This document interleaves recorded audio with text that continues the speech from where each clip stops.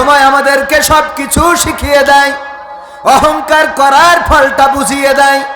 ক্ষমতার বাহাদুরি যেমন লাস্টিং করে না, চেহারার সৌন্দর্যটাও তেমন লাস্টিং করে না। যৌবনের গরমটা চিরকাল থাকে না, মুখের দাড়িটা চিরকাল কালো থাকবে না। আপনার মুখের সৌন্দর্য বৃদ্ধিতে যে সুন্দর দাঁতগুলো রয়েছে, এই দাঁতগুলো চিরকাল থাকবে না। আপনার চোখের যে কালো মণিটা, যেই দিকে যেই চোখ দিয়ে তাকাইলে বলে যেন তুমি আমার চোখের বন্দুক দিয়ে গুলি করেছো, এই সুন্দর চোখের চাহনিটা থাকবে না, কালো মণিটা ঘোলা ঘোলা হয়ে যাবে। সোজা মানুষটা একদিন কুজা হয়ে যাবে, ক্ষমতায় থাকা মানুষটার একদিন চেয়ার চলে যাবে। ওগো আমার ভাইয়েরা, সুতরাং কোনো কিছু নিয়ে বড়াই করা যাবে না, অহংকার করা যাবে না, গর্ব করা যাবে না। এই জমিনের উপরে গর্ব ভরে চলতে নিষেধ করেছেন কে? আল্লাহ রাব্বুল আলামিন বলেছেন, তোমরা জমিনের উপরে গর্ব করে তোমরা চলো না, অহংকার অহমিকা করে চলো না। বিশ্ব নবী সাল্লাল্লাহু আলাইহি সাল্লাম বলেছেন, ওগো আমার সাহাবীরা শুনে নাও, তোমরা আল্লাহ রাব্বুল আলামিনের চাদরটা নিয়ে টানাটানি করো না। আল্লাহর নবীর সাহাবীরা বললেন, ওগো নবী, কি করে আমরা আল্লাহর চাদর ধরে টানবো? আল্লাহ কেউ তো দেখি নাই, আর আল্লাহর চাদর যে আছে এটাও তো জানি না। আল্লাহর নবী বললেন, ওগো আমার সাহাবীরা শুনে নাও, আল্লাহ রাব্বুল আলামিনের চাদর হলো অহংকার। যখন পৃথিবীর কোনো মানুষ অহংকার করে, সে যেন আল্লাহর চাদরটা ধরে টানাটানি করে। বলেন নাউজুবিল্লাহ। এই অহংকার কি করা যাবে? অহংকার করেছে যারা, পতন তাদের হয়েছে না হয় নাই? অহংকার করেছে যারা, পালিয়ে গিয়েছে তারা। অহংকার করেছে যারা, এখন আমাদের জনসম্মুখে নেই তারা। অহংকার করেছে যারা, এই জমিন থেকে হারিয়ে গিয়েছে তারা। অহংকার ছিল হাবিলের ভাই কাবিলের, ছিল না? কিসের অহংকার? শয়তান বলল। আল্লাহ রাব্বুল আলামিন বিধান করে দিল, ওগো আদম, তোমার সন্তান হবে জুড়াই। সন্তান হবে। তখন তো আর অন্য কোনো মানুষের সন্তান নেই, সুতরাং বিয়ে করবে কি করে? বিয়ে করার জন্য আল্লাহ বিধান দিয়ে দিলেন, শরিয়া দিয়ে দিলেন যে আদম, যখন তোমার একটা ছেলে এবং একটা মেয়ে একসাথে জন্মগ্রহণ করবে, তখন অপরবার যখন একটা ছেলে একটা মেয়ে একসাথে জন্মগ্রহণ করবে, ওই পক্ষের মেয়ে আর এই পক্ষের ছেলের বিয়ে দিবা। এই অল্টারনেট করে বিয়ে দিয়া তোমার জন্য শরিয়া। এটা কি? এক সময় বলতে কি, মুসা আলাইহিস সালামের সময় শুকর হালাল ছিল, সেই শরিয়া। হযরত, যদি ভুল না বলি, ইসহাক আলাইহিস সালামের সময় দুই বোন একসাথে বিয়ে করা, ইয়াকুব আলাইহিস সালামের সময় দুই বোন একসাথে বিয়ে করা হালাল ছিল। তখনকার শরিয়া এটা ছিল। আমার নবীর পরে যে শরিয়া অবতীর্ণ হয়েছে সেটা আমাদের শরিয়া। বাইতুল মাকদাস এক সময় কিবলা ছিল। আল্লাহ রাসূল সাল্লাল্লাহু আলাইহি সাল্লাম বাইতুল মাকদাসের দিকে ফিরে নামাজ আদায় করেছেন। যেদিন আল্লাহ কিবলা পরিবর্তন করে দিয়েছেন, আল্লাহ রাসূলের জন্যও বাইতুল মাকদাসের দিকে নামাজ পড়া জায়েজ নাই, আমাদের জন্যও জায়েজ নাই। তো শরিয়া এটা বুঝতে হবে। ওগো আমার ভাইয়েরা, এই যে শরিয়া, যখন এক ভাই বিয়ে করবে অপর জোড়ায়, যখন সন্তান হবে ওই বোনের, আর ওই বোন বিয়ে করবে এই ভাইয়ের, এটা যখন আইন করে দিল, দেওয়ার পরে হাবিলের সাথে যে জন্মগ্রহণ করলো আর কাবিলের সাথে যে জন্মগ্রহণ করলো, কাবিলের সাথে জন্মগ্রহণ করা মেয়েটা ছিল একটু সুন্দরী বেশি, আর হাবিলের সাথে জন্মগ্রহণ করা মেয়েটা একটু ছিল সুদর্শন কম। যখন আল্লাহর শরিয়া মোতাবেক অল্টারনেট করে বিয়ে দেওয়া হলো, শয়তান বলল, ওগো কাবিল, তোমার আব্বার মতো দেখো তোমার আব্বা কি কামটা করেছে, তোমার সাথে ইনসাফ করলো না, তোমার সাথে জন্ম নিয়া এই সুন্দরী মেয়েটারে হাবিলের সাথে বিয়ে দিয়ে দিল। এটা কি মেনে নেওয়া যায়? এটা কি মেনে নেওয়া যায়? শয়তান কাবিলকে বুঝাইলো। কাবিল চিন্তা করলো, তাই তো, আমার সাথে যে জন্মগ্রহণ করেছে সে তো ভালো সুন্দরী, আর আমার ভাইয়ের সাথে যার জন্ম হয়েছে এটা তো এত সুন্দর না, তো এইটারে আমার সাথে আব্বা দিল, আর আব্বা আমার সুন্দরীটারে ওর সাথে দিল, এই শরিয়া আমি মানি না। এই শরিয়া আমি, এরকম মানুষ আছে না নাই? বলে যে আমরা শরিয়া আইনে বিশ্বাস করি না, এমন কথা বলার লোক আছে না নাই? আবার কেউ একজন বলল যে আমার বোনেরা 4টা বিয়ে করার অধিকার কি পুরুষকে দিয়েছে? বোনেরা নয়, এই অধিকার দিয়েছেন কে? আল্লাহ রাব্বুল আলামিন দিয়েছেন এই অধিকার।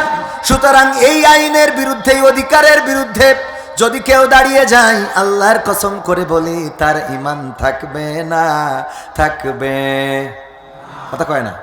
আল্লাহর কোরআনের আইন নিয়ে প্রশ্ন তোলার কি কোনো সুযোগ আছে? চোর চুরি করলে হাত কেটে দাও, বিধানটা কার? কেউ যদি বলে আহারে হাত কেটে দেওয়ার মতো এত নিষ্ঠুরতা কেন? যদি 5 বছর 10 বছর জেল দেওয়া হয় তাতে তো অসুবিধা নাই, হাত কেন কাটতে হবে? এই আইনটা আমার অপছন্দের।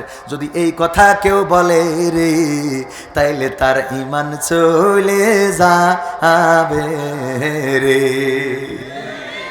আমরা উযু ভঙ্গের কারণ জানি না, জানি না, নামাজ ভঙ্গের কারণও জানি। কি কি করলে নামাজ ভেঙে যায়? নামাজের মধ্যে অট্টহাসি দিয়েছেন, নামাজের মধ্যে চিল্লায়েছেন, নামাজের মধ্যে আপনি যদি নামাজ সংক্রান্ত কাজের বাইরে এমন কোনো কাজ করেন যেটা নামাজের সাথে সম্পৃক্ততা নেই, আপনার নামাজ ভেঙে যাবে। উজুর মধ্যে উজু করে আসার পরে যদি উজু ভঙ্গের যে কারণগুলো আছে, অধিক রক্তক্ষরণ যদি হয়ে যায়, যদি অধিক বমি হয়, যদি আপনার পায়খানা পেশাবের রাস্তা দিয়ে কিছু বের হয়, এমনিভাবে যে কারণগুলো রয়েছে এই কারণের যদি একটা ঘটে যায়, উজু ভাঙবে না? ভাঙবে না। বাই বাতাস করেছেন, নামাজ ছেড়ে দিয়ে অনেকেই চলে আসে, কি ব্যাপার কয়ার বলি না, নিষেধ দেখে আমসারা হয়ে গেছে, উজুটা করে আসে, আছে না নাই? কিন্তু ঈমান ভাঙার কারণ কি জানেন? ঈমান ভাঙার কারণ কি আমরা কোনোদিন শুনেছি না, শুনতে চেয়েছি না, জানতে চেয়েছি? ঈমান ভেঙে গেলে কি করবেন? উজু ভেঙে গেল, উজু করে আসলেন, নামাজ ভেঙে গেল, আবার নতুন করে নিয়ত করলেন, কিন্তু ঈমান চলে গেল, আর কোনোদিন ঈমানের পথে ফিরে আসলেন না। তার মানে আপনি ঈমান নিয়ে কবরে যেতে পারলেন না।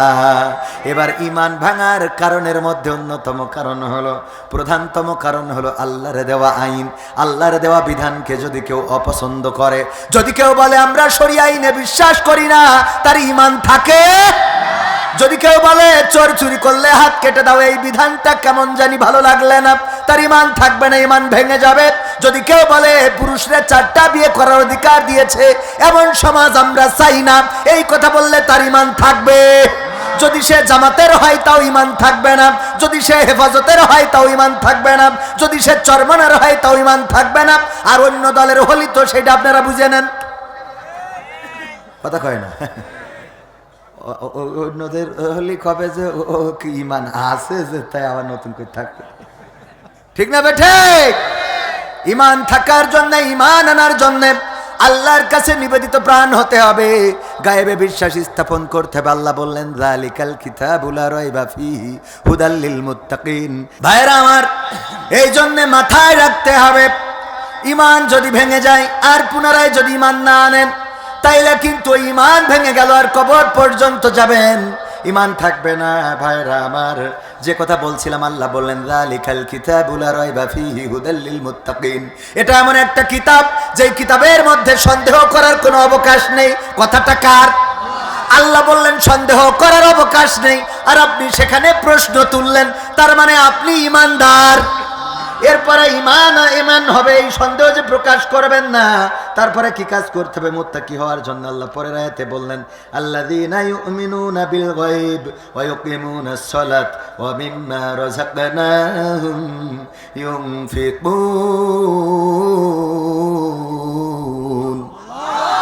আমরা বললাম আল্লাহ, আমরা যদি কোরআন থেকে হেদায়েত নিতে চাই, মুত্তাকি যদি হতে চাই, পথের দিশা যে আমাদের দেখাবে কেমন করে, আমাদের কোন কোন গুণ থাকলে পথের দিশা দেখাবে, আল্লাহ পরের আয়াতে বলে দিলেন, হ্যাঁ পথের দিশা তারাই পাবে যারা ইউমিনুনা বিল গায়ব, যারা গায়বে বিশ্বাস করে। তারপরে কি করে? ওয়া ইউকিমুনাস সালাত, এবং নামাজ কায়েম করে। তারপরে কি করে? ওয়া মিম্মা রাযাকনাহুম ইউনফিকুন, এবং যারা রিজিক থেকে ব্যয় করে কোথায়? সিনেমা দেখতে যাই, বলেন সুবহানাল্লাহ। সিনেমা হল বলে ফেলেছি, আপনারা একটু দেখলাম যে কতটুকু সচেতন। মনিরামপুর মানে ইসলামের গণজুয়া, ঠিক না বেঠে? তো এই জন্য সচেতন আছেন। তারা টাকা পয়সা খরচ করে কোথায়? কোথায় খরচ করে? ভালো কাজে। কোন কাজে? ভালো কাজে। স্ত্রীর শাড়ি কিনে দেয়া, এটাও আল্লাহর পথে খরচ। সুবহানাল্লাহ। আপনি স্ত্রীর শাড়ি কিনে দিলে সওয়াব হয়, স্ত্রীর ব্লাউজ কিনে দিলে সওয়াব হয়, স্ত্রীর আরো যা কিছু আছে প্রয়োজনীয় লিপস্টিক আইলা শাইলা বাইলা সব কিনে দিলে কি হয়, সোয়াব হয়। কিন্তু স্ত্রী আবার ওইটা মাখাইয়া যদি আমার দেখাই বেড়ায় তাহলে আবার ঝামেলা। ওকে তো কিনে দিতে অসুবিধা নেই, কিন্তু কিনে দিয়ে তো আমাকে জন্য মাখে না, ও মেকিতে মনিরামপুর যায়, ওই যদি কসমেটিকের দোকানদারের দেখায়, ঠিক না বে ঠিক? সোয়াব তো হয়, কিন্তু ও তো আবার তেজ বেরিয়ে দেয়। হ্যাঁ, আপনি কিনে দিয়েছেন পরিতে লাগাই, আরে বাবা ঝিলখানি মাতি মাতি মনিরামপুর আছে না নাই? কথা কয় না। ওগো আমার ভাইয়েরা, এই জন্য সব আল্লাহর রাস্তায় খরচ স্ত্রী দিয়েছেন কে? ও আল্লাহ কতি মনে হইলো যে না, স্ত্রী আমাকে নিজের বুদ্ধিতে হয়েছে, প্রেম করে বিয়ে করলো, আল্লাহ দিয়েছে আপনার স্ত্রী। স্ত্রী দিয়েছেন কে? আমি আজ কদিন ধরে প্রায় জায়গায় বলতেছি, আমাদের হুজুররা ওয়াজ করে বলে সম্পদের মালিক আল্লাহ, জানের মালিক আল্লাহ, টাকা দেওয়ার মালিক আল্লাহ, পয়সা দেওয়ার মালিক আল্লাহ, সন্তান দেওয়ার মালিক আল্লাহ। কিন্তু একজন হুজুরেরও বলতে শুনলাম না যে বউ দেওয়ার মালিক আল্লাহ। এটা বলে কেউ? এই বলে না বলে যুবকরা হয়েছে লাইলাতুল ফেব্রুয়ারিতে ফুল নিয়ে যেয়ে দাঁড়ায় থাকে গদখানে। কারণ এটা তো ওদের বোঝানো লাগবে যে বউ দেওয়ার মালিকও আল্লাহ। কথা কয় না? আপনি নিজে পান্ডায় পান্ডায় আডাওয়ারান ডুডু ডুলু মালয়েশিয়া আছে, এখানে কেউ মালয়েশিয়ায় ছিলেন? ওই যে হ্যাঁ আডা আল্লাহ মনিরামপুরীর লোক না থেকে যায়, বলছি পান্ডায় পান্ডায় শাড়ি মানা বলে তুহান মাওকে না বাকি ইলা বুঝতে গেন। নিজের মতো করে আপনি খুঁজে বেড়াবেন, হবে না আল্লাহ যদি না দেয়। বউ দেয়ার মালিক কে? এই কথা হুজুরের ক্ষতি খুব লজ্জা লাগে যে বউ দেয়ার মালিক আল্লাহ। এই কথা বলা লাগবে, কারণ আমার যুবকরা বোঝে না যে বউ দেয়ার মালিক আল্লাহ। যারা মনে করে গোলাপ ফুল নিয়ে যে দাঁড়ায় থাকবা, 3 পিস দিবা, ফোন কিনে দিবা, এমবি ভরে দিবা, সব করা হয়ে যাবে, তোমার সাথে চলবে রে। আর যখন আমার সভাপতি ইবনে সিনাই চাকরি করে এসে বলবে আমি তোমার বাড়ি লোক পাঠাতে চাই, পাঠাই, আমার মা বাবা যা বলবে আমি তাই শুনবো। এতদিন ধরে লাইন মাইল ওর সাথে, এখন যেই ইবনে সিনার লোক প্রস্তাব পাঠাইছে কয় মা বাপ যা কবে আমি তাই শুনবো। তা তুই এতদিন গদ খালি গেলি কেন ওর সাথে? তাহলে কথা কয় না। ও ভাইয়েরা আমার, কারণ হলো বউ দেওয়ার মালিককে আল্লাহ। এখন আপনি নিজে নিজে মনে করলেন গদখালি নিয়ে গেলি হবে, মনে করলেন যদি মনিরামপুরের ওই ঝাপা বাউড়ে নিয়ে যাইয়ে এপার থেকে ও পারে দুইজনে দৌড় দিয়ে এসো সকিনা, ও বললো আবেদ, হ্যাঁ দুইজন দৌড় দিলেন না, এতে করে হবে না। আল্লাহ যদি আপনার কপালে হেইডা না লেখে আপনার ঘরে সে আসতে পারবে? কতখানে পারবে? এই জন্যে ভাইয়েরা আমার, বউ দেয়ার মালিক আল্লাহ, স্ত্রী দেয়ার মালিক আল্লাহ। এখন অনেকেই অনেক শিরকিয়াতের কথা বলে। যদি আমার ভাইকে জিজ্ঞাসা করি, ভাই আমার চাচাকে যদি জিজ্ঞাসা করি, চাচা যান আপনার সন্তান কয়জন? উনি বলবেন আল্লাহর মাল আল্লাহ দিয়েছে 10টা। কয়টা? আল্লাহর মাল আল্লাহ দিয়েছে 10টা। আর আমার আব্দুল কালাম, আমার আমুল কালাম ভাইকে যদি জিজ্ঞাসা করি যে ভাই, কামাল হোসেন ভাইকে যদি জিজ্ঞাসা করি, ভাই বলেন আপনার সন্তান কয়টা? আমরা নেব নেব করতেছি, এখনো নিইনি। আগে আল্লাহ দিত, আর এখন আবার 2-1জন কয় আমরা 2টা নিছি আর নেওয়ার ইচ্ছা নেই। ও বাবা, ও অর্ডার করে তারপর আল্লাহ বানায় ওর কাছে দেয়। বলছে নব নব করতেছি। আপনার ভাবি অবশ্যই নীতি রাজি হচ্ছে না, বলছে সাজেকতে ঘুরে এসে তারপর চিন্তা ভাবনা করবে। ওরে আল্লাহ, এর থেকে শিরিক আর কিছু আছে? সন্তান দেওয়ার মালিক কে? বলেন কে? বললি হয়ে যায় যে আলহামদুলিল্লাহ আল্লাহ তো দিতে চাচ্ছে, কিন্তু আমরা তো বিভিন্ন প্রযুক্তি ব্যবহার করি, নাফরমানি করতেছি, আল্লাহ যেন মাফ করে। এই কথা বলার দরকার না। ও না বলি গর্বের সাথে বলে নব নব করতেছি, দেখি চিন্তা ভাবনা করো। তুমি বিশাল নব নব করছি, মানে তুমি বানাও নাকি? বলা যাবে এগুলো? ছোট ছোট কথা ইমান চলে যায়। এই কথাগুলোতে কি চলে যায়? সাহস নিয়ে দাঁড়িয়েছ তাই মুক্ত হয়েছে জমিন, সাহস করে দাঁড়ালে আর একবার কায়েম হয়ে যাবে দিন। শোনাবো মানে আমি তো আবার এই ওয়াজে গেলি খালি মনে হয় যে 2 ঘন্টা একটা না ওয়াজ করে দিই। আবার মনে হয় যে গান না গাইলে মাঝে মাঝে যুবকরা এনার্জি পায় না, ওদের আবার মাঝে মাঝে কি একটা সঙ্গীত দেয়া লাগে। তাহলে আমি যেখানে যেহেতু সূরা বাকারার 2 নম্বর আয়াতটা বলেছি, 3 নম্বর আয়াতটা বলি অন্তত বলবো। তারপরে কি করবে? কোরআন থেকে যদি কেউ হেদায়েত নিতে চায়, তাহলে কোরআন থেকে যদি কেউ হেদায়েত নিতে চায় এবং মুত্তাকি যদি হতে চায়, তাহলে তার কি করতে হবে? 3টা গুণের কথা বলেছি। 1 নম্বর গুণ মনে আছে? 1 নম্বর গুণ গায়েবের প্রতি বিশ্বাস। কিসের প্রতি? গায়েব কি? আল্লাহরে কেউ দেখেছেন? আমাদের 2 কান্দে 2 ফেরেশতা কিরামিন কাতিবিন থাকে, ওদের সাথে গল্প ইসকার কোনোদিন হয় নাই? মুনকার নাকির কবরে গেলি প্রশ্ন করে, আমার দাদা আমার সাথে এসে বলি গেছে। এগুলো কি গায়েব? পুলসিরাত দেখেছেন কখনো? জান্নাত দেখি নাই, জাহান্নাম দেখি নাই, এইগুলো গায়েব। এটার প্রতি বিশ্বাস করতে হবে এবং নামাজ কায়েম করতে হবে। নামাজ পড়ার কথা এক জায়গায় বলা হয়েছে, কায়েম করার কথা 82 জায়গায়। কয় জায়গায়? কায়েমটা কি? কায়েম হলো আপনি পড়বেন, সন্তানদের পড়াবেন, পরিবারকে পড়াবেন, গ্রামের লোকের পড়াবেন, সমাজের লোকের পড়াবেন, দেশের লোকের নামাজ পড়াতে বাধ্য করবেন। এটাই হলো কায়েম করা। নামাজ যদি এই রাষ্ট্রে কায়েম হয়ে যায় রে, তাইলে তাবলিগ জামাত নিয়ে আর দাওয়াত দেওয়া লাগবে না। আমাদের এসে এসে আর বলা লাগবে না, ওগো ভাই আজান হয়ে যায় চলো মসজিদে চলো, এটা বলা লাগবে না। আমার দেশে যদি ইসলামী সরকার রাষ্ট্র গঠন করে, তাইলে সংসদে বিল উত্থাপন করবে যে বাংলাদেশ মুসলিম অধ্যুষিত বাংলাদেশ, যেখানে 90 বা 95% মুসলমান, সেখানে নামাজ কায়েম থাকা দরকার রাষ্ট্রীয়ভাবে। মাননীয় স্পিকার, আমরা দাবি জানাচ্ছি বাংলাদেশে রাষ্ট্রীয়ভাবে নামাজকে কায়েম করা হোক। মাননীয় স্পিকার বলবে সংসদে বিল উত্থাপন হয়েছে, নামাজ কায়েম করতে হবে রাষ্ট্রীয়ভাবে। এই বিলের পক্ষে যারা তারা হ্যাঁ বলুন, বিপক্ষে যারা 150-এরও বেশি লোক যদি বলে হ্যাঁ আমরা নামাজ কায়েম চাই, মাননীয় স্পিকার বলবে যে আমার মনে হয় হ্যাঁ জয়যুক্ত হয়েছে, হ্যাঁ জয়যুক্ত হয়েছে, হ্যাঁ জয়যুক্ত হয়েছে। সুতরাং আগামীকালকে থেকে ফজরের নামাজ থেকে শুরু হয়ে গেল 5 ওয়াক্ত বা জামাত। মুসলমান যে তার নামাজ পড়তে হবে, না পড়লে 3 মাসের কারাদণ্ড, 5টা বেত্রাঘাত। এই যদি আইন করি দেয় আমাদের অরবিন্দ দাদা আজান হলি মসজিদ ধরবে কি যে না জানি। আবার তো আমি কি করি বুঝবো যে আমি মুসলমান না? হ্যাঁ, মানে কাটা না কাটায় কোন থেকে করে বুঝবো? কারণ দাড়ি তো মুসলমানেরও নাই, হিন্দুরও নাই। কথা কয় না? শার্ট মুসলমানরাও গায়ে দেয়, হিন্দুরাও গায়ে দেয়। তাহলে এখন ভাই বুঝবে কি করে যে আমি মুসলমান না আমি হিন্দু? বুঝতে পারবেন অরবিন্দ দাদা? বেকায়দায় পড়ে যাবেন না তো। এই জন্যই থাকবে ঝামেলা করি, অন্য কিছু না খুলে হাত মুখ ধুয়ে উজু করে আসি নামাজ পড়ি। ঠিক না বেটে? বাবা এটা একটু মজা করে বললাম, আসলে সেটা না। নামাজ কায়েম হয়ে গেলে আমাদের আর এরকম করে ওয়াজ করা লাগবে, অটোমেটিক সব কিছু চলতে থাকবে ইনশাআল্লাহ। বক্তাদের এই যে হুজুরির মেলা টাকা দিতে হয়েছে না, অনেক কষ্ট হয়ে গেছে যুব সমাজ। যদিও আমি এত অল্প টাকায় আসি না, তো আইসি আলহামদুলিল্লাহ ভাইদের সম্মানে।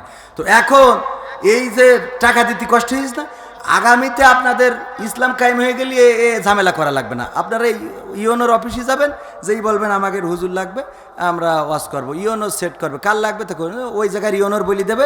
জিকর কাছার ইওনো বলবে কবিন সামাদ অমুক দিন ওখানে মাহফিল করে আসেন, আসার পরে মাহফিল করি যে বিল জমা দেবো, ইওনো উপজেলাতে টাকা দেবে, বগল বাজার বাজার বাড়ি যাবো।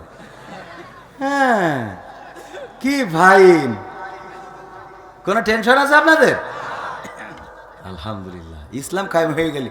একজন বলছে যে হুজুর ইসলাম তো অনেক কিছু বানাইছে, যেমন ধরেন ইসলামী ব্যাংক যেখানে টাকা রাখলে সুদ হয় না, ইসলামী লাইফ ইন্স্যুরেন্স করেছে যে এটা সুদ মুক্ত, ইসলামী টিভি করেছে যে এটা দেখা যাবে, ইসলামী ইউটিউব চ্যানেল আছে, ইসলামী বই মেলা এই সেই সব আছে না ইসলামী।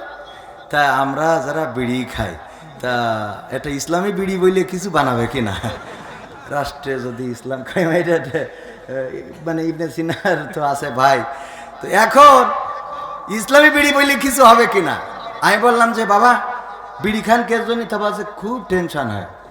টেনশন কের জন্য? তা বলছে টাকা পয়সা নেই, অভাব, সংসার চলে না, স্ত্রী শাড়ি সায়া ব্লাউজ কিনতে পারি না, এই মেয়ে বেয়া হয়ে গেছে, ছেলে নামাজ পড়ে না, এই সব নিয়ে সব টেনশন। এই টেনশনে খালি বিড়ি ধরায় আর টানি। আমি বললাম বাবা ইসলাম যদি এই সমাজে কায়েম হয়ে যায়, ইসলাম যদি রাষ্ট্রীয়ভাবে কায়েম হয়ে যায়, তাইলে যাকাত ভিত্তিক অর্থ ব্যবস্থা হবে। কি ভিত্তিক বলেন? কি ভিত্তিক? যাকাত ভিত্তিক। এখন আমার ভাইজানের 40 লাখ টাকা আছে, 1 লাখ টাকা অটোমেটিক যাকাত কেটে নেবে। 1 লাখ টাকা অটোমেটিক জাকাতে দিয়ে দিতে হবে। যার 40 কোটি আছে তার 1 কোটি চলে যাবে, 100 ভাগের আড়াই ভাগ, 40 ভাগের 1 ভাগ। এই টাকা যখন বড়লোকদের কাছ থেকে নেবে, নেওয়ার পরে গরিব কারা তাদেরকে হিসেব করে করে যখন দেবে, তখন দেখা যাবে তোমার ভাগে 3 লক্ষ টাকা বাজেট হয়েছে। কয় লাখ? এখানেই শেষ না, এই 3 লাখ টাকা বাজেট এবার তোমার যখন দেবে, এমন দেখা যাবে যে তুমি 3 লাখ টাকা 1 বছরে খরচ করে পারোনি, তোমার আবার ওখানে 20,000 থেকে গেছে, তাহলে ওই 20,000 আবার তোমার জাকাত দিতে হবে। মানে জাকাত দিয়ে আবার জাকাত, কারণ ওর বুধবৃত্ত থেকে গেছে 20,000 টাকা 1 বছর খরচ করি। তো এখন তুমি যদি 3 লাখ টাকা বছরে অটোমেটিক পাও, তাইলে এবার বলো তোমার কি টেনশন থাকবে? তা বলছে যে না, তা তো থাকবে না। এরপরে ইসলামী রাষ্ট্র যদি কায়েম হয়ে যায়, জাকাতে তোমার টাকার অভাব চলে গেল, মেয়ে বেহারা হয়ে গেছে, প্রেম প্রীতি করে বেড়ায়, পর্দা করে না। ইসলাম রাষ্ট্র ক্ষমতায় আসলে রাষ্ট্রীয়ভাবে পর্দার বিধান কায়েম হয়ে যাবে। গদখালি যাইতে বগলের দাওয়াই নিয়ে ঘুরবা, পুলিশ ধরি বলবে কাবিনের কাগজ দেখা, তো নিলে কাটি খুলে দেবে। তাহলে তোর মেয়ে নিয়ে আর টেনশন আছে? ছেলে মসজিদে যায় না, আজান হয়ে যাবে, নামাজ কায়েম না পড়লি পাশা লাল, সূর্য উঠেছে পূর্ব দিগন্তে, পাশা লাল, পাশা লাল, কথা কয় না। তো এই পাশালালের ভয়তে ও মসজিদে চলে যাবে, তাহলে তোর নামাজের টেনশনও শেষ। এইবার বল তুই বিড়ি খাবি কোন দুঃখী? তো তাই তো, তাহলে তার লাগছে না বিড়ি। কি বুঝা গেছ তো? ওষুধ পাইছেন? হ্যাঁ, ইসলাম কায়েম হয়ে গেলে দুশ্চিন্তার শেষ, টেনশন শেষ, আপনার অভাব এ টেনশন থাকবে না। আপনার স্ত্রী অন্য জায়গায় লাইন মারতেছে, ও টেনশন থাকবে না, কারণ কাঠি খুলবে রাষ্ট্র। আপনার টেনশনের কি আছে? কাঠি খুলবে কৃষি।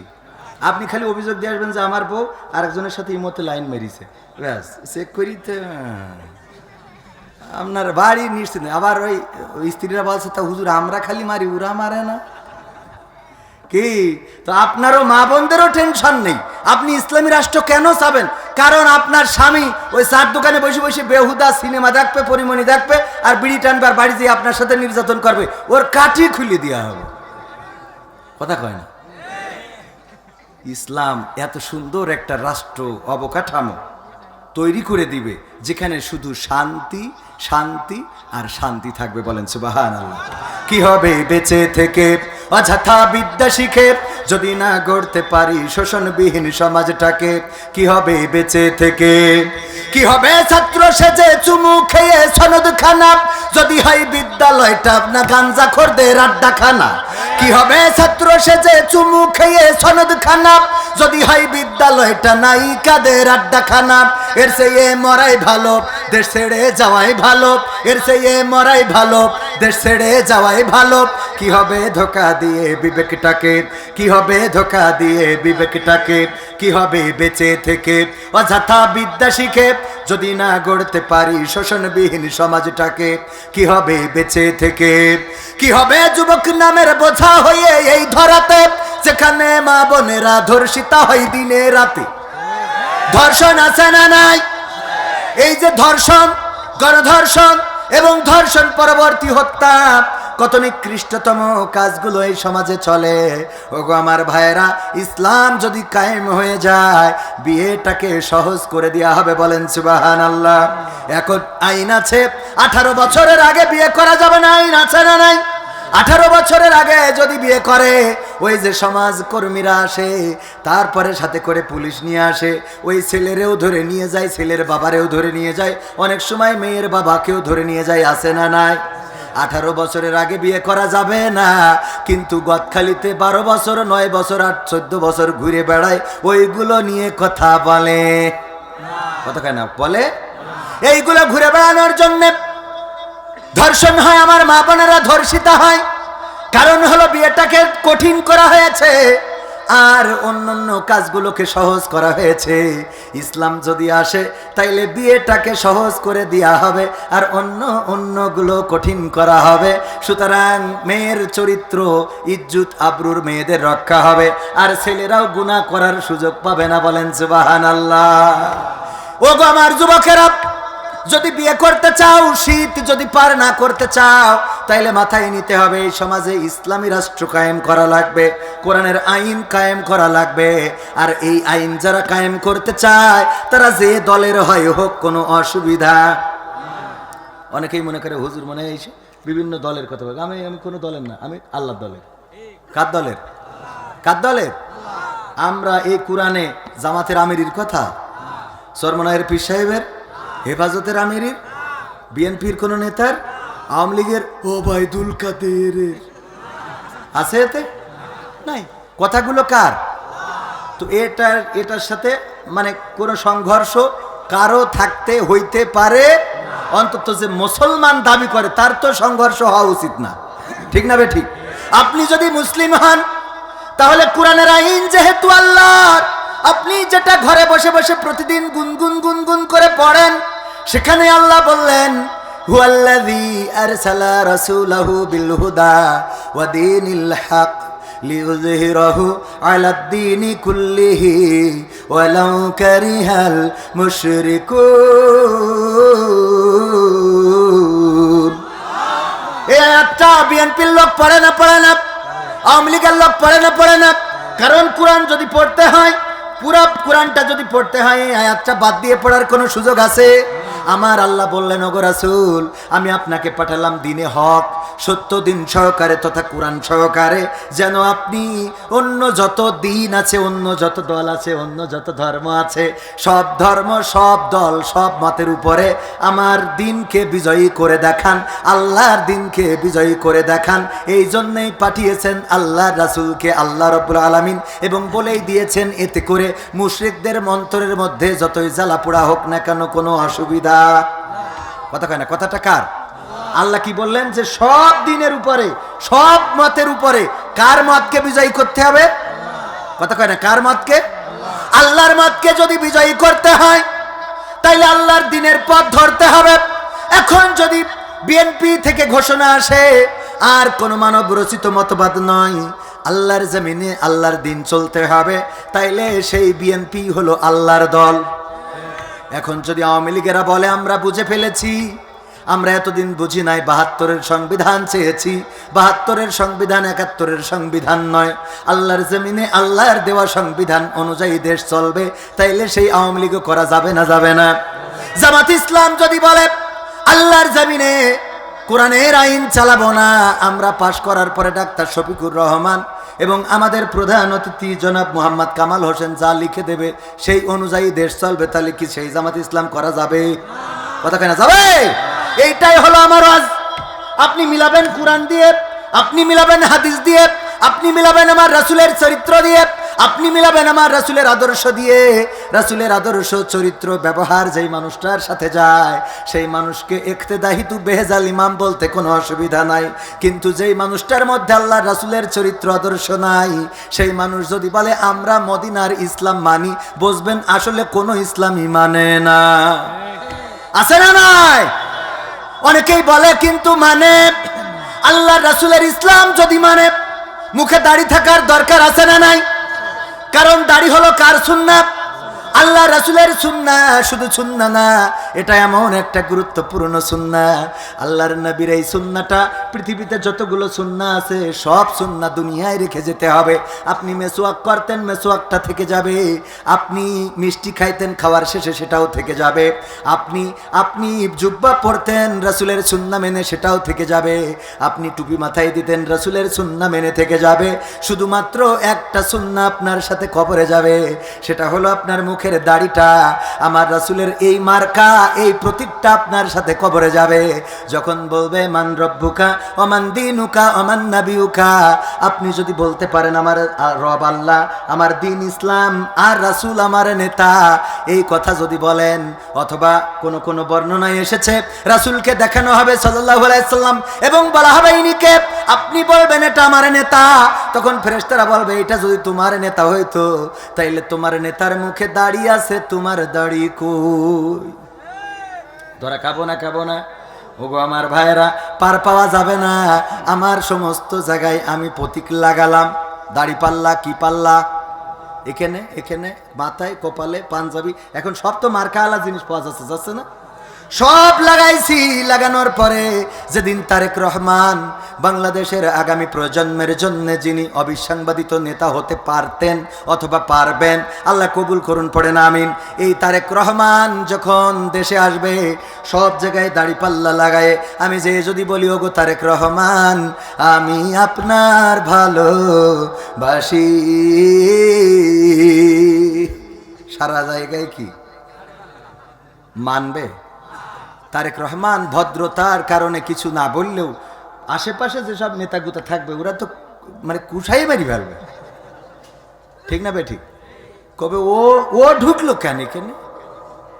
আবার যদি ধানের শীষ লাগাই সব জায়গায় ধানের শীষ লাগালাম, লাগানোর পরে আমার মার্কা টুপি, আমার কোট কোটি পাঞ্জাবি জুব্বা যা আছে সব ধানের শীষ লাগাই নিয়ে যে আমি অ্যাডভোকেট গাজী এনামুল হককে বলতেছি আমি আপনার ভালোবাসি,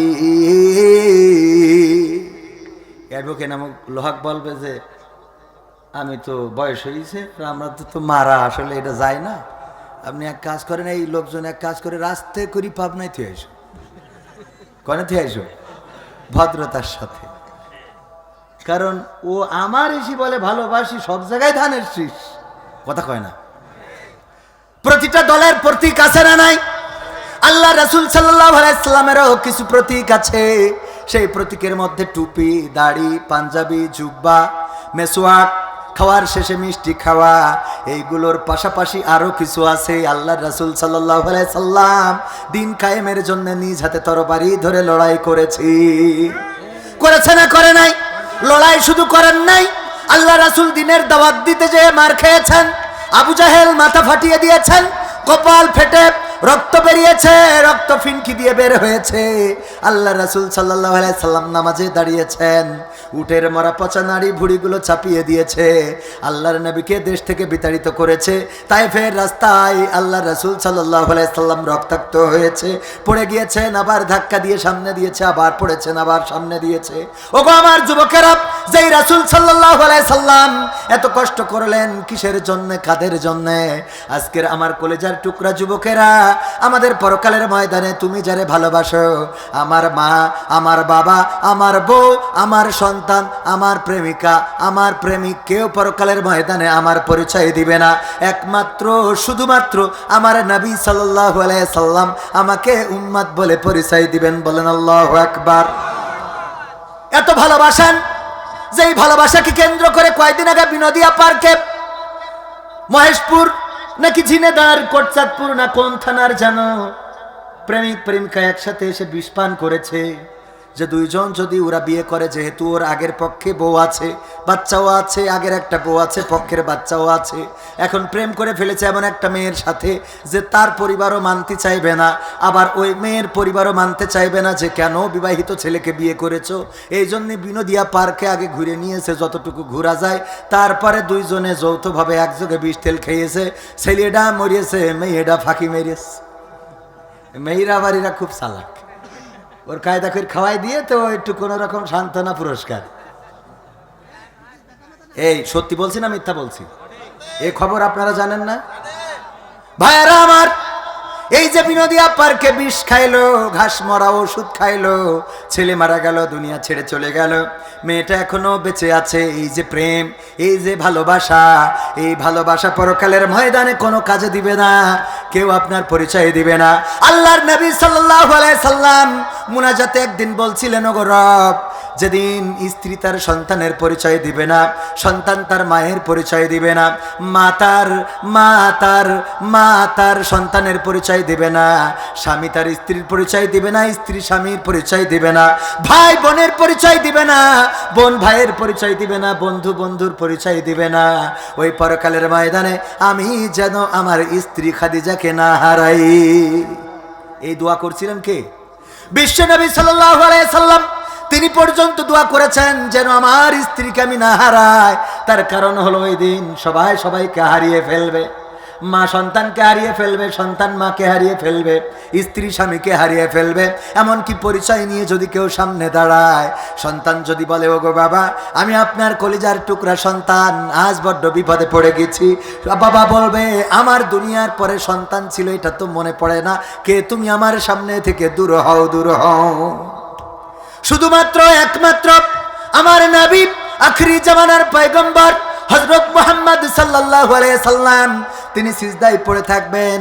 আমরা যখন যাব বিশ্ব নবীর কাছে যে বলবো গো নবী হাসরের ময়দানে বড় বিপদে পড়ে গেছি, আজকে এই বিপদ থেকে উদ্ধার করেন গো নবী। ওগো নবী আপনি ছাড়া আপন কেউ নাই। আল্লাহর নবী মাথা তুলবেন সিজদা থেকে এবং বলবেন হ্যাঁ তোমরাই আমার উম্মত, তোমাদেরকে সুপারিশ করা আজকে আমার দায়িত্ব। বলেন সুবহানাল্লাহ। সেই নবীর প্রেমে নিজেদেরকে নিবেদিত করা যায় না, সেই রাসূলকে ভালোবেসে দাড়িটাকে সংরক্ষণ করা যায় না, সেই রাসূলকে ভালোবেসে টুপি পরা যায় না, সেই রাসূলকে ভালোবেসে পাঞ্জাবি গায়ে দেয়া যায় না, অথচ মেসিকে ভালোবেসে 10 নম্বর জার্সি আছে না নাই? ভারতের প্লেয়ারদেরকে ভালোবাসে, অস্ট্রেলিয়ার প্লেয়ারদেরকে ভালোবাসে, শাহরুখ খানের চুলের কাটিং ভালোবাসে, শাকিব খানের চুলের কাটিং ভালোবাসে, ওই আমার মা বোনেরা স্টার জলসা জি সিনেমা ওই পাখি 3 পিস ভালোবাসে, এমনি ভাবে ওইগুলো ভালোবাসে। আমার রাসূলের ভালোবাসেন না। মারা যাওয়ার পরে যখন বলবেন ওগো রাসূল আমি আপনার ভালোবাসি, আমার রাসূল বলবে যদি আমারে ভালোবাসতে তাইলে আমার সুন্নাহর সাথে তোমার সম্পর্ক থাকতো, যদি আমারে ভালোবাসতে আমার মার্কার সাথে তোমার সম্পর্ক থাকতো, যদি আমারে ভালোবাসতে তাইলে আমার দ্বীনের সাথে তোমার সম্পর্ক থাকতো। যেহেতু মার্কা দেখছি একটা, মুখে বলো আর একটা, তার মানে তুমি আমার উম্মত হতে পারো। ওয়াজ কি বুঝিয়ে এসেছে? তাহলে আমাদের রাসূলের পথের প্রতি খাওয়ার দরকার আছে না নাই? কি হবে যুবক নামের বোঝা হয়ে এই ধরাতে, যেখানে মা বোনেরা ধর্ষিতা হয় দিনে রাতে। যৌবনের সার্থকতা ঘুচিবে সকল ব্যথা, যৌবনের সার্থকতা ঘুচিবে সকল ব্যথা। পারো যদি বলি দিতে মানুষরূপী পশুটাকে, পারো যদি বলি দিতে মানুষরূপী পশুটাকে, কি হবে বেঁচে থেকে অযথা বিদ্যা শিখে যদি না গড়তে পারি শোষণবিহীন সমাজটাকে, কি হবে বেঁচে থেকে? কি হবে লেখালেখি কলমবাজির ওই মহড়া, সমাজের আসল চিত্র যদি না যাই তুলে ধরা, কি হবে টিভি চ্যানেল সাংবাদিকের এই ক্যামেরা, সমাজের আসল চিত্র যদি না যাই ভিডিও করা, যদি ওই ঘুষের বলে কলমটা উল্টো চলে, যদি ওই হ্যালো কলে ক্যামেরা উল্টো বলে, তবে কি যাবে রোখা দুর্নীতিকে? যাবে? তবে কি যাবে রোখা দুর্নীতিকে? কি হবে বেঁচে থেকে অযথা বিদ্যা শিখে যদি না গড়তে পারি শোষণবিহীন সমাজটাকে, কি হবে বেঁচে থেকে? কি হবে নামাজ রোজা ইমানদারির বড়াই করে খোদার এই কালাম যদি নর্দমাতে থাকে পড়ে, কি হবে নামাজ রোজা ইমানদারির বড়াই করে খোদার এই কিতাব যদি নর্দমাতে থাকে পড়ে। মসজিদের কোণে বসে জিকির যত করো কষে, মসজিদের কোণে বসে তাসবিহ যত টানো ঠেসে, এভাবে যাই না পাওয়া আল্লাহকে। যাবে যদি তাসবিহ পড়েই জান্নাত পাওয়া যেত, যদি শুধুমাত্র নামাজ আদায় করে জান্নাত পাওয়া যেত, যদি শুধুমাত্র জিকির করে জান্নাত পাওয়া যেত, তাইলে জান্নাতুল ফেরদাউসের মালিক হবে আব্দুল্লাহ ইবনে উবাই। কথা কয় না? আব্দুল্লাহ ইবনে উবাই ইবনে সালুল নামাজ পড়েছেন, শুধুমাত্র যেন তেন নামাজ নয়। আমরা তো নামাজ পড়ি এমন হুজুর, যেই হুজুরের তেলাওয়াতটাও ভালো না, আমার মতো ভালো সহি শুদ্ধ না, এমন হুজুরের পিছনে নামাজ পড়ি। আর আব্দুল্লাহ ইবনে উবাই ইবনে সালুল নামাজ পড়েছে স্বয়ং বিশ্ব নবীর পিছনে। শুধু 1 ওয়াক্ত নয়, 2 ওয়াক্ত নয়, 5 ওয়াক্ত বা জামাত নামাজ আদায় করেছেন আমার নবীর পিছনে। নামাজ পড়েই শেষ করেন নাই, নামাজ শেষে আবার দাঁড়িয়ে যেতেন, বলতেন সবাই বসে যাবা। আমার রাসূল মদিনায় এসেছেন মক্কা থেকে, তিনি সুন্দর সুন্দর কথাগুলো বলেন, এই কথাগুলো সবাই শুনবা এবং মানবা। এই কথাগুলো বলতো, যদি কেউ উঠে যেত মানে এইভাবে বলতো আর কি, বসে যে সবাই মানে কেউ উঠছে না তাই বলছি, মানে সবাইকে এভাবেই বলতো এই তুমি ওঠো কেন, কারণ ওর বাড়ি ছিল কোথায়? মদিনায়, ওর একটা পাওয়ার আছে না। আমি আপনার গ্রামে আইছি মেহমান। বিশ্বনবী সাল্লাল্লাহু আলাইহি ওয়াসাল্লাম মদিনায় মেহমান ছিলেন, হিজরত করেছিলেন। ওগো আমার ভাইয়েরা, সেই আব্দুল্লাহ বিন উবাই ইবনে সালুল যখন মারা গেলেন, সন্তান ছিল পাকাপোক্ত ইমানদার, আল্লাহ রাসূলের একনিষ্ঠ সাহাবী, এসে বললেন, ওগো রাসূল, আমার পিতা ইন্তেকাল করেছেন, আপনার কাছে এসেছি। উনি সন্তান জানতেন যে বেকায়দায় পড়ে যাবে আমার বাবা, কারণ আমার বাবার মুখের নীতির সাথে অন্তরের নীতির কোনো মিল ছিল, অন্তরের নীতির মিল না থাকার কারণে বিপদে পড়ে যাবে। এই জন্যে আব্দুল্লাহর পুত্র এসে বলল, আব্দুল্লাহ ইবনে উবাইয়ের পুত্র এসে বলল, আমারে ওগো নবী, আমার পিতার দাফন কাফনের জন্য আপনার যদি পরিত্যক্ত কোনো একটা জামা আমার যদি একটু দিতেন, আমার পিতার গায়ে জড়িয়ে দিতাম। কে মানে অনেকেই মনে করে এই ওসিলায় যদি মাফ হয়, দেখবেন যে এখন পুলিশদের সাথে দেখা হইলে রাস্তায় দাঁড় করায়, কে কালকে বলো আমি কবির বিন সাবা, ও হ্যাঁ হুজুর আমি আপনার ভক্ত, আমি তো ছোটবেলায় শিবির ছিলাম। ওরে বাবা, তাই আমি বলি, তা 17 বছর কনে ছিলেন? কথা কয় না। যার সাথে দেখবেন পুলিশের সাথে দেখা হইলে, ও খালেদা জিয়ার ভক্ত, তারেক রহমানের খালাতো ভাই, আর ডাক্তার শফিকুর রহমান ওর আপন চাচা লাগে।